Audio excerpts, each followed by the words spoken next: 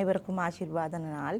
இன்றைய தியானத்தின் வார்த்தையானது ஆதியாகமம் 37 அதிகாரம் 5 முதல் 11 வசனங்கள். அது யோசேப்பு கண்ட இரு சொப்பனத்தை குறித்து கூறுகிறது. யோசேப்பு தான் கண்ட முதலாவது சொப்பனமானது, அவர் அறுவடை செய்து கொண்டு இருக்கும் பொழுது வயலிலே அரிக்கட்டுகளை கட்டி கொண்டு இருந்தார்கள். அவருடைய அரிக்கட்டு மாத்திரம் நிமிர்ந்து நின்றது. அவர்களுடைய சகோதரருடைய அரிக்கட்டுகளோ அதை வணங்கியபடி நின்றது. அவர் அதை குறித்து சகோதரிடம் கூறினார். அவர்களோ அவரோடு கோபம் பட்டார்கள். திரும்பமாக இன்னொரு சொப்பனத்தை தேவன் கொடுத்தார். அது வானத்து சூரியனும் சந்திரனும் 11 நட்சத்திரங்களும் அவரை பணிந்து கொள்வது போல. அதை குறித்து அவர் திரும்பமாக தகப்பனிடமும் சகோதரிடமும் கூறினார்.